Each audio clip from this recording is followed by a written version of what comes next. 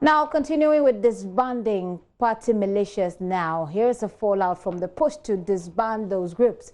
I'm sure by now you know that the NDC Chairman, Samuel Ofosu-Ampofo, is in trouble with the law. Well, the CID is currently investigating him over some leaked tape in which he is alleged to be inciting NDC field soldiers against the National Peace Council Chairman and the Electoral Commission Chairperson. He's maintained he's innocent, but that has not brought an end to the CID probe. Today, he returned to face investigations on the matter and spoke to the media. He says the police will find it difficult to prove the allegations. I just want to assure Ghanaians and the teaming members of the NDC that they have a chairman who is a very peaceful person, a law-abiding person, who wants to steer the party very, very smoothly within the confines of the law to win 2020. These are diversionary tactics. We want to remain focused, very, very focused on our agenda of winning 2020. My only advice is that if there is anybody to arrest and focus on, we should focus on the dollar that has escaped and is running away, and not focus on Ofosu-Ampofo. You say your arrest is the diversionary tactics. I am not a security threat to this country. Yeah, but and I'll continue to be a very peaceful No. Then this is a credible party, and nothing at all will be done by our party to undermine the credibility of the party. We will still continue to remain very, very credible. Mr. Ofosu-Ampofo there. Now, a member of his legal team, Dominic Ayene, is describing the charges against his client as baseless. He believes Mr. Ampofo will walk a free man. Reporting day. So basically what they did was to ask him whether he stood by the statement that he made, to them the first time he was invited. And he said, yes, he stood by the statement and he had nothing substantive to add to it.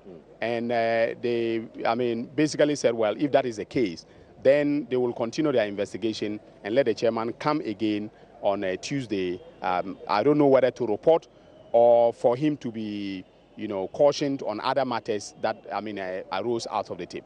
And the statement he stood by was the fact that he denied that the audio, the tape was his or his voice, clearly.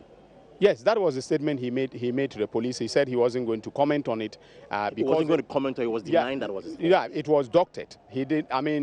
What he said to the police was that he would not comment, on a doctored tape. So what it means is that though it's his voice, but it's been doctored. Is that what well, if that is a spin you will put on it, that is fine. That is your perspective in terms of the question.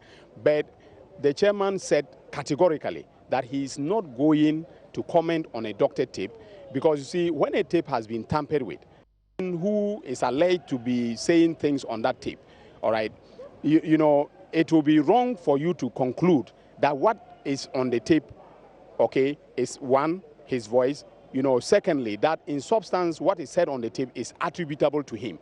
And so, for us as his lawyers, that was the best way to be, address the issue, because see, we also, we listen to the tapes, all right, and we realize that a lot of them were spliced and put together to give a certain impression to the general public, okay, and so that is the stance that we've taken on this matter. So, what are the chances of your client in this case? 100% chance of walking free, because we have examined the law. We have examined, Act 29, and we think that there is nothing in that tape that incriminates the chairman. So we think that, at the end of the day, okay, he will be, a free person walking away from both the police and the court system. Dominic Ayene is a member of the legal team for Mr. Ofosu-Ampofo. In the meantime, DSP Juliana Obeng, who speaks for the Criminal Investigations Department of the Ghana Police Service, tells my colleague Kwesi Parker-Wilson the police is yet to ascertain that voice and then authenticate that leaked tape. Well, indeed, I think we did clearly spell out what the reason we were inviting him to the CID headquarters. It was based on an intercepted audio message that had speculated on both social and then traditional media. which suggested that one, it was his voice that suggested an alleged voice. Then secondly, it had security implications, the reason then for the CID headquarters, which is in charge of investigations in the country, to invite him over for further and better interrogation, and then of course to move on from which happened on Monday. And so today he reported. We asked that he goes back and then come again, like I already mentioned, on the 12th of March 2019, that's a Tuesday. Then we could continue with investigations with him on that particular matter. But has the police been able to ascertain that indeed the audio is that of the voice of the chairman of the NDC? Well, I think that I just mentioned that we are still on investigations. You haven't done that yet? If we're able to get to that level, we would let the general public know. But investigations on this particular matter is ongoing. But I mean, I'm a little curious because it's been, I think, several days. You've had a week when you even invited him for the first time. And Ghanaians would want to know whether the police has been able to authenticate the voice and whether it is or is not the voice of the chairman. At the end of investigation, we should be able to establish what you have said or otherwise. As it is now, investigations are ongoing. Let me just say that it's an investigation, and so it's a process. It's not an event.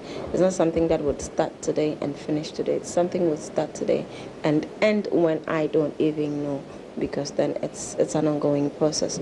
So let Ghanaians be patient. We have done it before and we'll continue to do it. Let us all be patient and wait for the outcome of those particular investigations which we have started or which we just started on Monday and still ongoing.